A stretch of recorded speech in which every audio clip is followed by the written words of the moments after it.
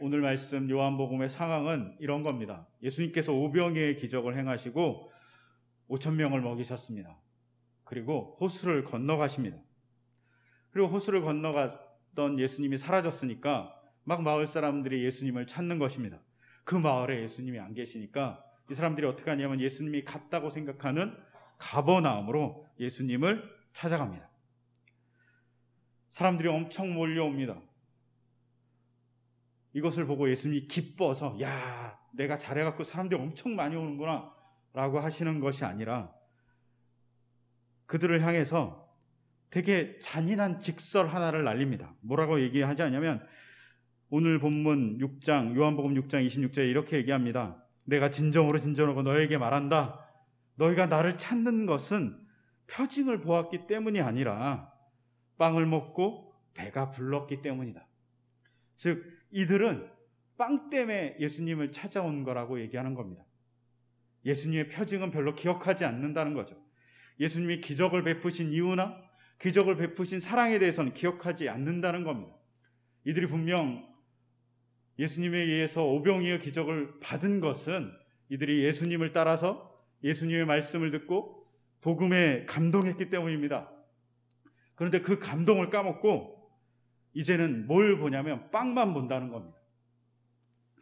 우리가 잘 아는 사자성어가 있습니다. 견월망지라는 사자성어입니다. 잘 아시잖아요. 달을 가리키면 손가락으로 그러면 손가락을 잊어버려라는 말입니다. 달을 가리킨 손가락만 계속 보고 있으면 안 된다는 거죠. 달을 봐야 되는 거죠. 예수님께서 오병이어의 기적을 베푸신 것은 빵을 보라고 한 게 아니라 그들을 불쌍히 여기시고 그들의 배고픔을 같이 아파하시는 예수님의 마음을 보라는 것, 하나님의 마음, 하나님의 사랑을 보라는 건데 이들은 빵만 보는 겁니다.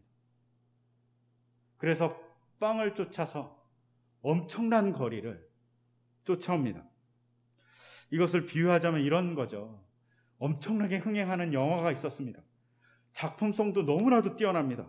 그래서 너나 할 것 없이 영화관에 가서 그 영화를 보기 위해서 표를 삽니다. 그때 어떤 사람이 표만 삽니다. 영화관에는 안 들어갑니다. 그냥 매표소에서 표만 사고 영화가 끝날 때까지 그냥 매표소 앞에서 대기하고 있습니다. 그리고 영화가 다 끝나서 사람들이 막 나와서 영화에 대해서 막 얘기할 때 자기는 매표소에 대한 얘기를 하는 겁니다. 영화를 보기 위해서 간 사람이 영화는 안 보고 영화관에 들어가지도 않고 매표소에 있어서 그 표만 갖고 있는 것이죠. 엉뚱한 일을 하는 것이죠. 이와 마찬가지로 예수님의 오병이어의 기적을 본 사람들은 빵이 아닌 예수님의 말씀, 예수님이 그들을 사랑하는 마음을 봐야 되는데 그걸 보지 않았다는 겁니다. 이 사람들은 시각을 빼앗긴 거죠. 빵에. 말씀도 잘 듣다가 빵에 빼앗긴 겁니다. 이런 현실에 대해서 예수님이 다시 한 번 더 직설을 날립니다. 뭐라고 날리냐면 너희는 썩어 없어질 양식을 얻으려고 일하지 말고 영생에 이르도록 남아있을 양식을 얻으려고 일하여라 라고 얘기합니다. 즉 너희가 지금 하고 있는 일은 썩을 양식을 위해서 일하는 거다라고 얘기합니다. 약간 충격적인 이야기죠. 그랬더니 이 사람들이 다시 묻습니다. 그러면 하나님의 일을 하는 것은 무엇입니까? 라고 물어봅니다. 영원한 양식을 얻기 위해서 할 일은 뭡니까? 라고 물어보니까 예수님이 이렇게 대답합니다. 하나님께서 보내신 이를 믿는 것이 곧 하나님의 일이다. 이게 별말 같지 않지 않습니까? 근데 이 말은 너무나도 그들에겐 충격적인 이야기일 겁니다. 그리고 우리들한테는 약간 오해의 소지도 있습니다. 어떤 오해의 소지가 있냐면 사람들이 먹고 살기 위해서 농사를 짓고 장사를 하거나 사업을 하거나 뭐 기타 등등의 일을 하는 것이 너무나도 하찮은 일같이 느껴지기도 하기 때문입니다. 꼭 중세 사람들 같이 수도원에 가거나 아니면 불교나 천주교 같이 절에 가거나 수도원에 들어가서 수도하는 것이 정말 하나님을 위해서 좋은 일같이 가장 경건한 일같이 들리기도 합니다. 그것이 숭고하고 가치 있는 일같이 들립니다. 하지만 이 말씀은 그것에 대한 이야기를 하고 있지 않습니다. 너희가 맨날 열심히 성경을 읽어. 이렇게 얘기하고 있지 않습니다. 하나님의 일은 하나님을 보낸 분을 믿는 거라고 얘기합니다. 이 말이 충격적인 이유는, 그리고 이 말이 사실은 유대인들을 향해서 너무나도 비난조로 얘기하는 겁니다. 왜냐하면 유대인들은 자신들을 생각하기에 어떤 사람이라고 생각하냐면 종교적으로 믿음으로 뛰어난 사람들이라고 생각한 거죠. 자기들만큼 하나님을 향해서 제대로 된 신앙을 가진 사람들이 없다고 생각했던 것이 바로 유대인들입니다. 또한 그 당시에 바리새파 사람들, 사두개파 사람들, 이들은 너무나도 열심히 하나님을 향해서 나가고 있었던 사람들이죠. 믿음이 충만했고 그 믿음의 충만함을 율법으로 과시했던 것. 나는 이 정도로 율법을 지켜. 나는 나의 옷매음새를 이 정도로 율법에 합당하게 만들어 라고 얘기했던 사람들이 바리새인, 그리고 제사로서 열심히 나는 섬겨 라고 얘기했던 사람들이 사두개인들입니다. 근데 그들을 향해서 뭐라고 얘기하냐면 너희들은 믿음이 없어 라고 얘기하는 겁니다. 하나님의 일을 하고 있지 않아 라고 얘기하시는 정말 비난에 가까운 이야기인 거죠. 안식일도 열심히 지키고 절기 때마다 예루살렘에 순례했던 이스라엘 백성을 향해서, 그리고 자기의 재산 중 큰 부분을 떼어서 성전세를 냈던 이스라엘 사람들을 향해서 너희들은 믿음이 없어 라고 얘기하는 겁니다. 오늘날로 비유하자면 매일 새벽 기도를 갑니다. 매일 하나님의 말씀을 열심히 읽습니다. 매일 하나님의 말씀을 보면서 그것만 따라 살아갑니다. 경건하게 옷을 입습니다. 주일은 예배를 빠지지 않습니다. 근데 그를 향해서 이렇게 얘기하는 거죠. 너희는 믿음이 없어 라고 얘기하는 것과 똑같은 일이 벌어집니다. 정말 믿음이 없는 것에 대한 이 비난에서 우리가 들어야 될 것, 믿음이 뭐냐는 겁니다. 그리고 하나님이 보내신 분을 믿는 것이 뭐냐는 겁니다. 이것을 잘하면 문제가 해결된다고 얘기하는 겁니다. 유대인들의 행태에서 여기서 중요하게 봐야 될 건 뭐냐면, 유대인들이 예수님에게 이렇게 물어보지 않습니까?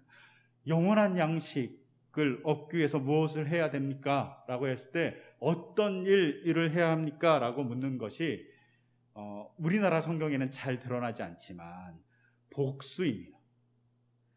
이 말은 우리가 어떤 일들을, 율법적으로 어떤 일들을, 혹은 율법에 따라서 어떤 제사들을 잘 해야 됩니까? 라고 물어보는 겁니다.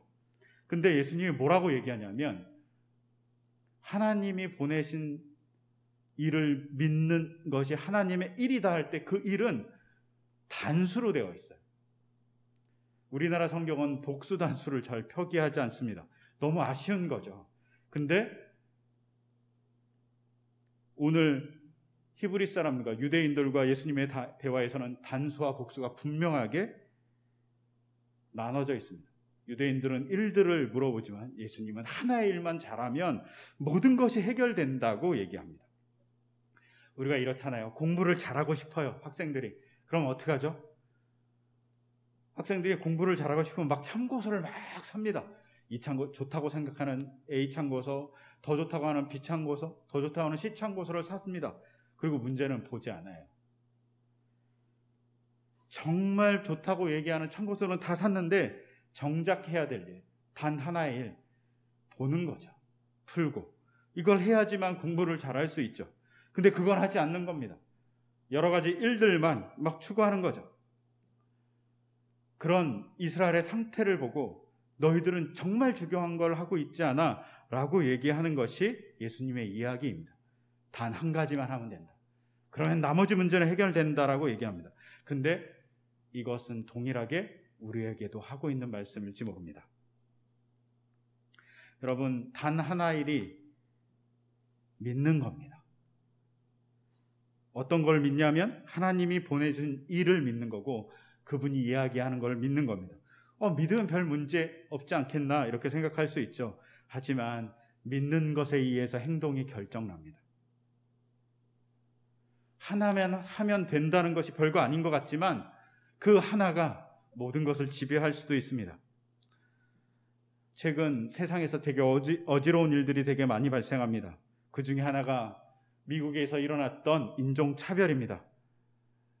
여러분, 링컨이 노예 해방을 한 지 160년 정도 흘렀습니다.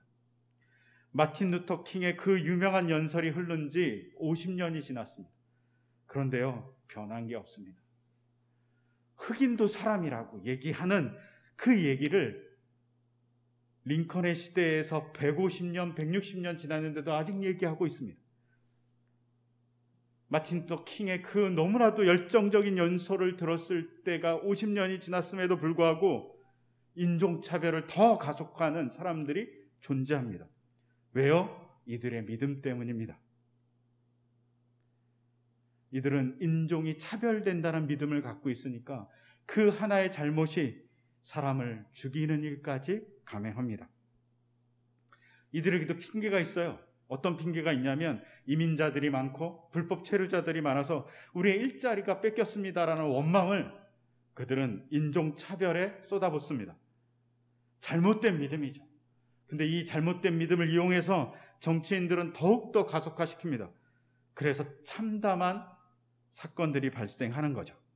정치인들이 정당화를 해주니까 엄청난 폭력도 행해집니다. 여러분, 믿음의 문제가 이렇게 중요한 거죠. 제대로 믿지 않으면 사람을 죽이는 도구가 됩니다. 이것이 다른 나라만의 이야기일까요? 그렇지 않습니다. 얼마 전 우리는 코로나19 때문에 너무나도 힘들었습니다. 그것을 가속화시키는 일이 사랑제일교회 강화문 집회, 그리고 심지어 10월 3일 개천절에 집회를 하겠다고 하는 분들에 의해서 어려움을 주고 있습니다. 이들은 자기의 믿음의 확증이 있습니다. 어떤 사람이 얘기해도 믿지 않아요. 어떤 자료를 들고 와도 믿지 않습니다. 언론이 얘기하는 것은 다 가짜라고 얘기합니다. 자기가 듣고 좋아하는 소셜 네트워크만 들으면서 끊임없이 증거를 제시합니다. 하지만 그것은 다 가짜일 수도 있습니다.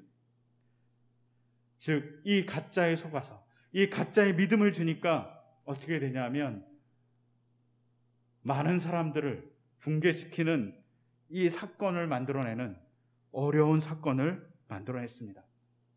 이게 코로나19 인종차별만 그럴까요? 아니면 정치적 이념, 오늘 사회적 갈등만 그럴까요? 교회 안에서도 너무나도 많이 일어납니다. 교회 안에서 남녀가 싸우고요, 세대가 싸우고요, 교역자와 평신도들이 싸웁니다. 제가 지나왔던 교회 중에 교육을 정말 잘하는 교회가 있었습니다. 그 교회 아주 오래전 원로 목사님은 되게 유명한 교육학자였습니다. 그런데 그분이 돌아가시고 세대도 많이 변했으니까 교육도 변해야 되겠죠. 그러니까 교육이 변해야 되니까 그 변화된 것을 데이터를 만들기 위해서 그 전까지 어떻게 했는지 조사할 필요가 있었습니다. 근데 그 교회에 너무나도 감사하게 뭐가 있었냐면 역사 자료실이 있었어요. 그래갖고 제가 역사 자료실에 가서 모든 데이터를 다 긁어 모아서 통계도 내고 그동안 한 것들이 뭐 있는지도 다 분석해보고, 그리고 그것을 가지고 저희의 대안은 이런 겁니다라고 위원회에 안을 제출했습니다. 근데 그 안이 너무나도 싫으니까 어떤 한 분이 이렇게 얘기했습니다. 그 데이터를 어떻게 믿습니까? 저랑 교육자들이 그 먼지 나는 자료실에 가서 몇십 년의 주보를 한 장 한 장 넘기면서 데이터를 다 뽑은 건데 그분들이 교육자들을 향해서 그 데이터를 어떻게 믿냐고 반문했습니다. 고개를 흔들면서. 어디서 가져왔냐고. 그래서 저희가 정말 분노하는 마음으로, 그리고 그때 제가 처음으로 목사가 된 걸 후회했습니다. 목사가 아니면 일반 성도였으면 그분을 때려주고 싶더라고요. 근데 목사니까 참는 겁니다. 그리고 역사 전시관, 역사 자료실에 가서 모든 주보를 다 뒤졌다고. 그냥 해보시면 똑같이 나오실 거라고. 그러면 승복해야 되잖아요. 근데 승복하지 않아요. 통계를 믿을 수 없다는 얘기만 하는 거죠. 그분의 시각은 우리의 안이 마음에 안 드니까 통계까지 부정하는 거죠. 같이 고민하고 같이 어떻게 만들어갈지 의논하는 장에서 의논조차 하지 않습니다. 자기의 믿음이 있는 거죠. 자기의 믿음이 어려움을 일으키는 겁니다. 다르니까 틀렸다고 얘기하는 겁니다. 즉 무엇을 믿느냐가 사람의 행동을 결정합니다. 여러분은 무엇을 믿고 있습니까? 예수님은 유대인들을 향해서 너희가 할 일은 딱 하나다. 제대로 된 것을 믿는 거다. 제대로 된 것. 하나님이 보내주신 이의 말을 듣는 것이다. 그것을 믿는 거라고 얘기합니다. 그럼 우리에게 질문해야 됩니다. 그럼 우리는 뭘 믿어야 될까? 우리가 믿어야 될 건 분명히 말씀 안에 있습니다. 그 중에 하나가 뭡니까? 십자가의 사랑입니다. 우리가 놓치지 말아야 되실 겁니다.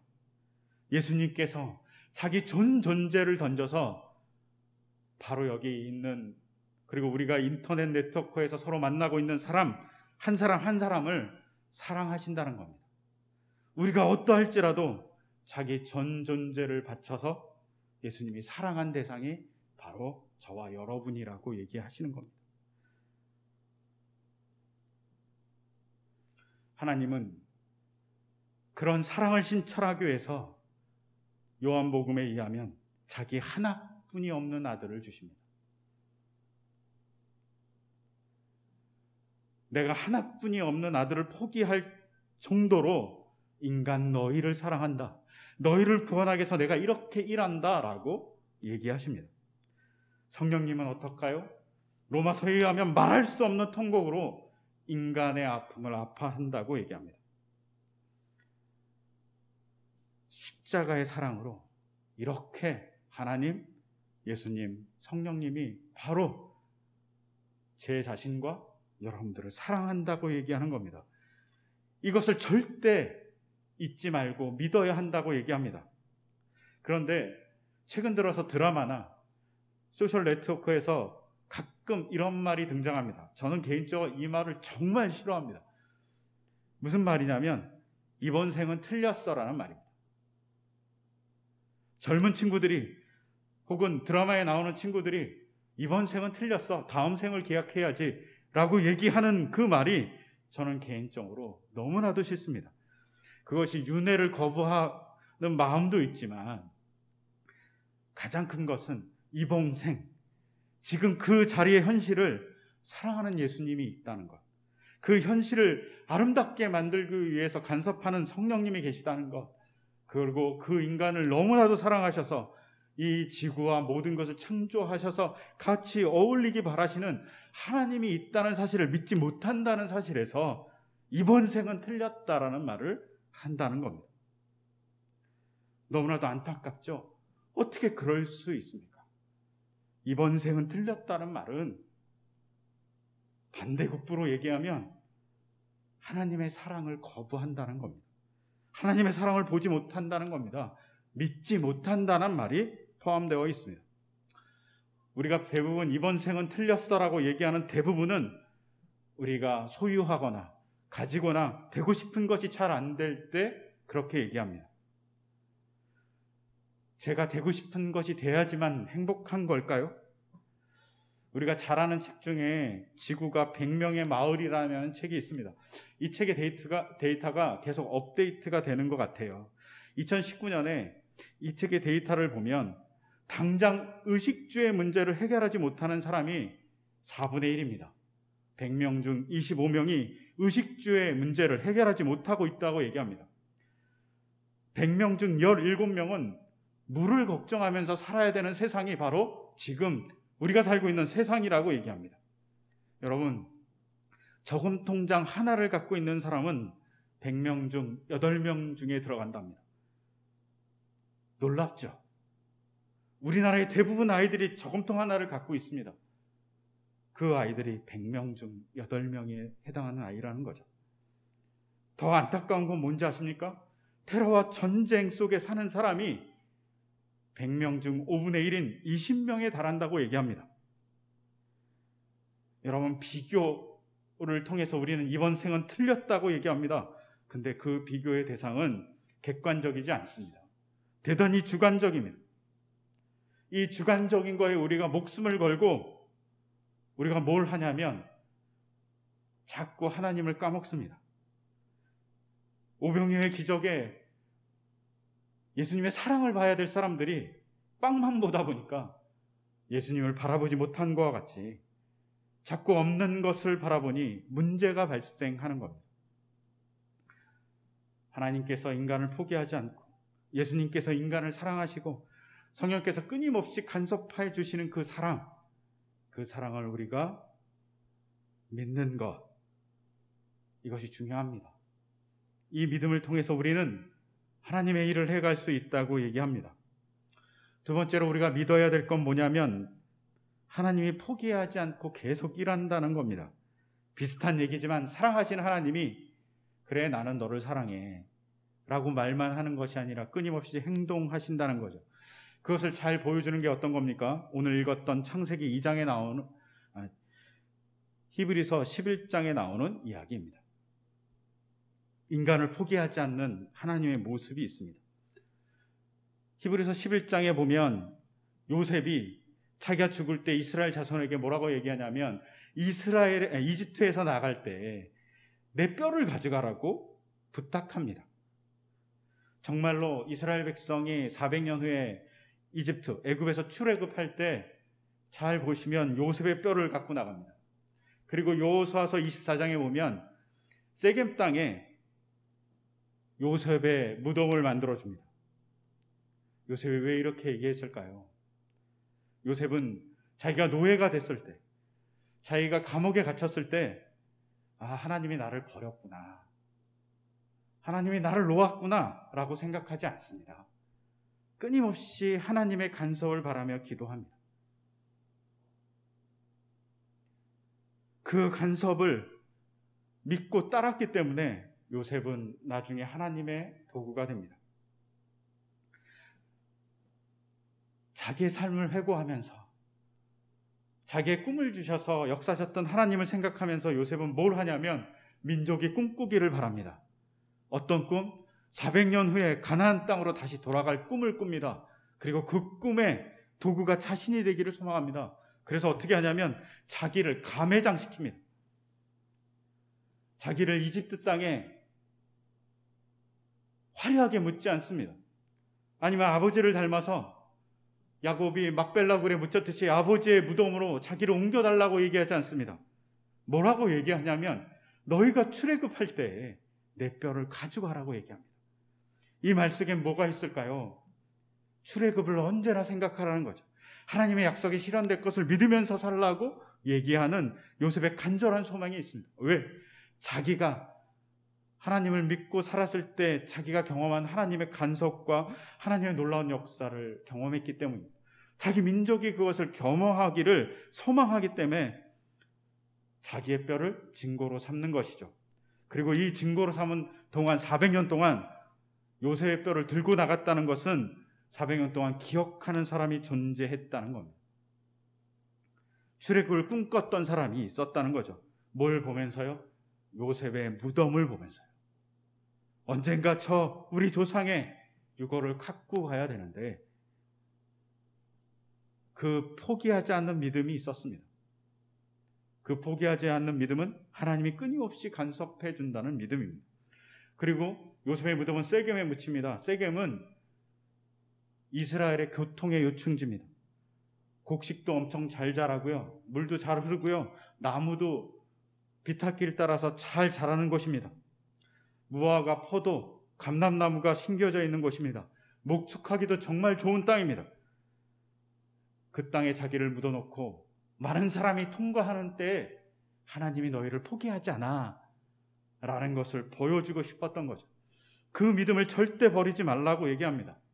우리가 지금 가져야 될 중요한 것은 하나님이 우리를 포기하지 않고 끊임없이 사랑하기 위해서 간섭해 주신다는 것을 잊지 않는 겁니다.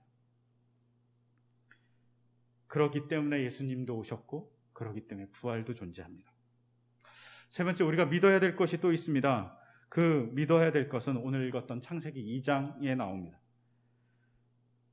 끊임없이 하나님은 인간을 배려하고 돕는 것을 주기 위해서 일하십니다. 창세기를 믿어야 된다 그러면 뭐 창조론을 믿어야 돼, 진화론을 믿어야 돼, 이런 얘기를 할 거라고 생각하지만 그런 거 아닙니다.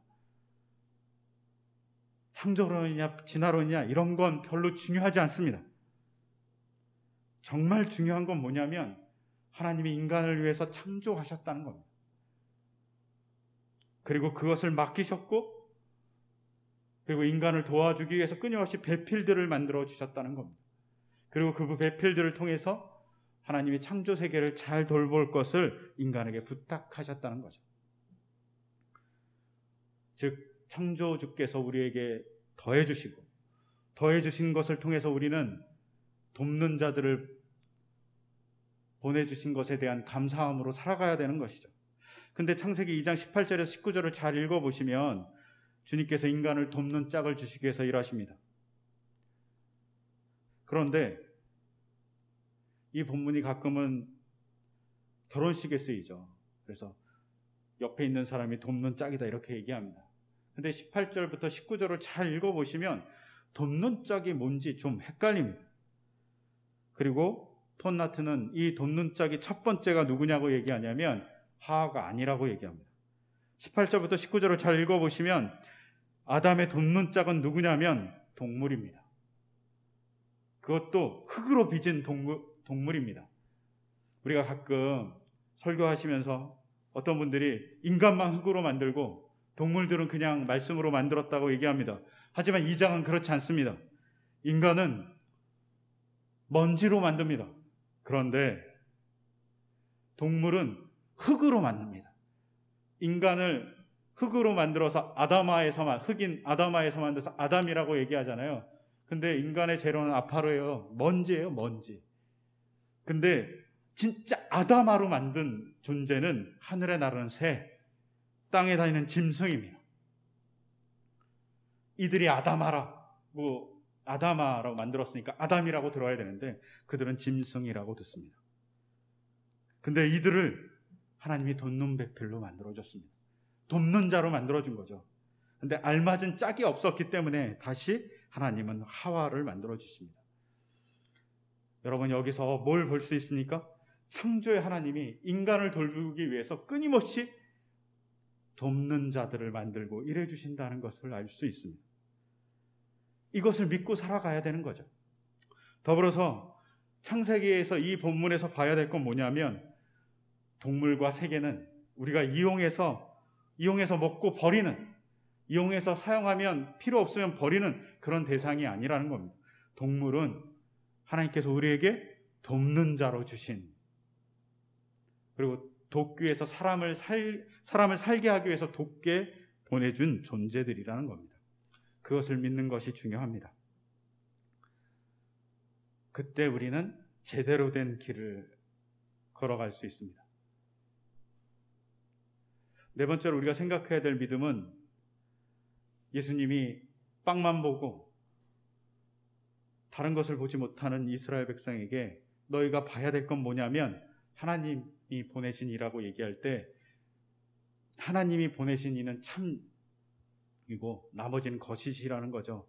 이것을 종교적으로 바꾸면 나머지는 우상이고 제대로 된 하나님의 사람을 믿으면 참 신을 믿는 것이라는 말이 됩니다. 우상을 믿지 말라는 거죠. 우리가 우상을 많이 만듭니다. 교회 안에서 어떻게 우상을 만드는지 아십니까? 가끔 목사님들 설교할 때 이런 얘기를 가끔 합니다. 기독교를 믿는 나라가 다 부자가 됐다고. 그러니까 기독교를 믿어야지 축복을 받는다고 얘기하시는 분들이 가끔 있어요. 요새는 드문데 그래도 요새도 있더라고요. 근데 저 그 설교를 들을 때마다 가끔 이렇게 질문하고 싶어요.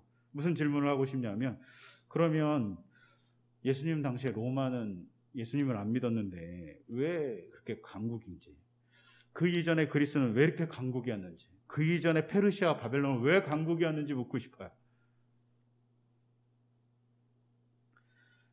부가 축복의 척도일 수 없습니다. 근데 부를 척도로 만들어 놓으니까 무슨 일이 벌어지냐면 부가 우상이 됩니다. 명예가 우상이 됩니다. 그렇지 않으면 축복받지 않고 하나님께서 버린 것 같이 얘기하는 겁니다. 그렇지 않습니다. 정말 바르게 가야죠. 우리는 부가 가끔은 우상이 됩니다. 특히 자본주의 세상에 살 때 우리는 부가 우상이 되죠. 그것을 내려놔야만 합니다. 부에 대한 얘기를 많이 할 때마다 제가 언제나 생각하는 나라 하나가 있습니다. 그 나라는 브루나이입니다. 이 나라가 이렇게 들으면 어디 있는지도 모를 나라입니다. 브루나이. 아프리카에 있는지, 아시아에 있는지, 아메리카에 있는지 잘 헷갈리죠. 저도 이렇게 찾아보면 동남아시아에 있습니다. GDP 세계 5위입니다. 엄청나게 잘 사는 나라죠. 동남아시아에 있습니다. 말레이시아 근처. 이 나라는 국민들이 세금을 내지 않습니다. 국민들은 교육비를 안 냅니다. 무료로 교육받고 유학도 무료로 보내줍니다. 60세부터는 연금이 지급되는데 이것도 내는 돈이 전혀 없습니다.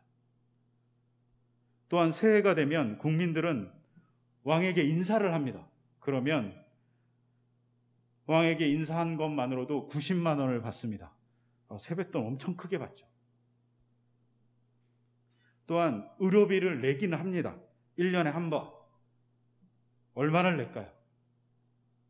1년에 의료비 800원을 냅니다. 그러면 간단한 의료부터 의료 관광까지 무상으로 해주는 나라가 바로 브루나이입니다. 왜 이럴까요? 이 나라에서 천연가스와 석유가 엄청 나오기 때문입니다. 고갈되기까지는 한 20-30년 남았다고 그래요. 그래서 이 나라도 이제 걱정이죠. 근데 이 나라의 종교는 뭘까요? 이 나라의 종교는 이슬람입니다. 이 얘기를 적용하면 이슬람을 믿었으니까 복받았다고 얘기해야 되지 않겠습니까? 이 나라의 왕을 술탄이라고 얘기합니다.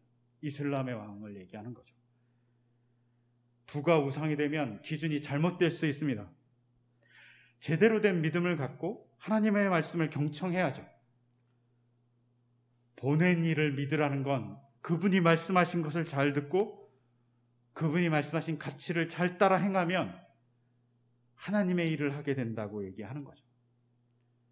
제대로 된 정보를 가지고 행동해야 된다고 얘기하는 겁니다. 단 하나의 일이 필요합니다. 단 하나의 일이 뭐가 필요하냐면 제대로 된 하나님의 말씀을 듣고 그것을 믿는 일입니다. 그 일만 잘한다면 우리가 별 문제 없다고 얘기하는 겁니다. 여러분, 우리가 그 일을 잘하기 위해서 어떻게 해야 될까요? 경청해야 됩니다. 하나님의 이야기를. 그리고 내 생각을 좀 내려놔야 됩니다. 하나님이 말씀하시는 것이 어떤 것인지, 내가 갖고 있는 지식과 경험이 그것을 막지 않도록 하나님의 목소리에 경청하는 것이 바로 영성입니다. 다른 게 영성이 아닙니다. 하나님의 음성을 듣는 겁니다. 하나님의 말씀이 무엇인지 보는 겁니다. 우리는 영성을 막 가져야 된다고 훈련해야 된다고 그러잖아요. 그런데 영성의 가장 중요한 건 우리가 갖고 있는 이 텍스트인 성경을 정말 마음 들여서 읽는 겁니다. 그리고 그것을 믿고 살아가려고 노력하는 겁니다.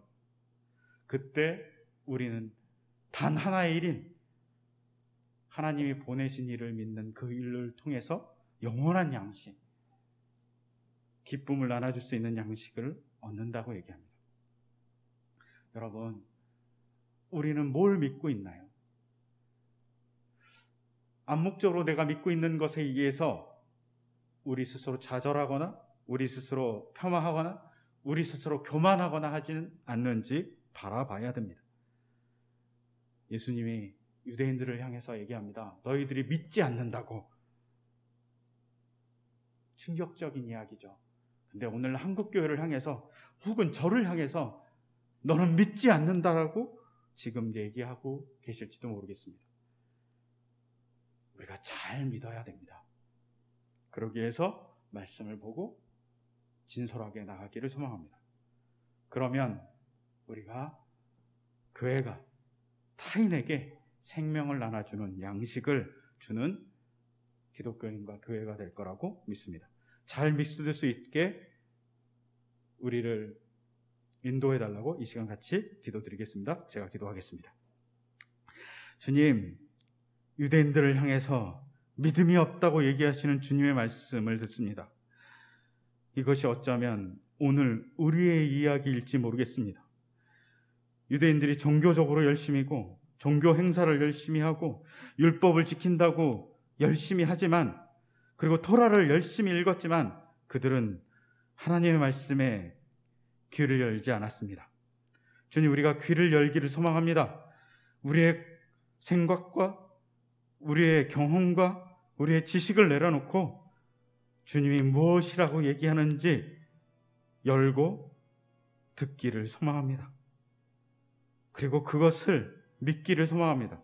특히 주님이 우리를 사랑하셨던 것, 주님이 우리를 포기하지 않으셨던 것, 주님이 우리를 위해서 창조해 주신 것, 창조하신 모든 세계를 이끄는 우리에게 돕는 자를 주신 것, 그리고 서로 존중하면서 바라보는 것, 그리고 우상을 만들지 않는 것, 이것을 간절히 바라며 우리가 나가기를 소망하시는 주님의 사랑을 믿습니다.